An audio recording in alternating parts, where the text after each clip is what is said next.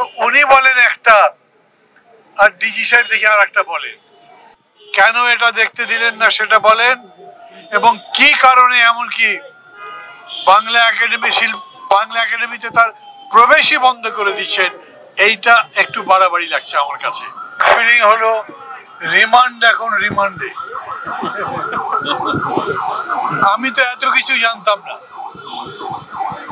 যেহেতু এই ছবির খবর শুনেছি, আমার নিজের একটা পারিবারিক অনুষ্ঠান আছে, আমি বলেছি 10-15 মিনিট থাকতে পারবো। ওনারা বললেন এই 10-15 মিনিট দেখেই আপনি একটা মন্তব্য করবেন ছবি সম্পর্কে, এই জন্য এসেছিলাম। আমি তো এখন সব কথা শুনে ভাবছি, ডক্টর ইউনূসকে আমি প্রায়ই বলতে শুনি, উনি বলেন যে কথা বলেন, সমালোচনা করেন, আমার ভুল যা আছে ধরিয়ে দেন, আমার বিরুদ্ধে বলতে চান তাও বলেন। তো উনি বলেন একটা, আর ডিজি সাহেব দেখি আর একটা বলেন। এই ছবিটা কেন দেখতে দেওয়া হলো না, তার কোনো যুক্তিসঙ্গত কারণ তাদের কাছে থাকতে পারে, জানি না, যেহেতু সেটা নিয়ে কোনো চর্চা করছি না।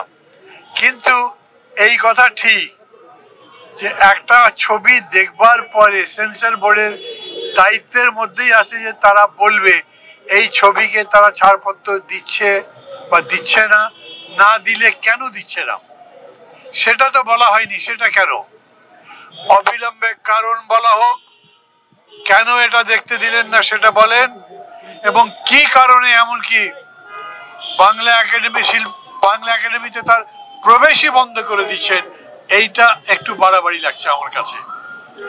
আগেই বলতে পারতেন ছবিতে এই সমস্যা আছে, বন্ধ রাখেন, আমরা দেখছি, অথবা বলতে পারতেন এগুলো কারেকশন করেন, তারপরে দিতে পারতেন।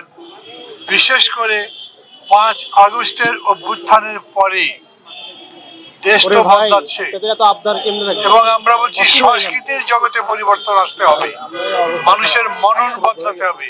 সেটা যদি হয় তাহলে বাক, ব্যক্তি, সংগঠন, মুদ্রণ, প্রকাশন, সিনেমা বানানো, সাহিত্য, সংস্কৃতির চর্চা, কোনো কিছুর উপরে বাধা দেওয়া চলবে না। আমি আশা করি খুবই অল্প সময়ের মধ্যে সরকার এই ব্যাপারে কোনো তাদের ব্যাখ্যা দেবেন, এবং এই ছবির মধ্যে যদি সেরকম দেশদ্রোহিতামূলক কিছুই না থাকে, তাহলে নিশ্চয়ই এটাকে আটকে রাখবেন না, এটা চলতে দেবেন। ভালো থাকবেন সবাই।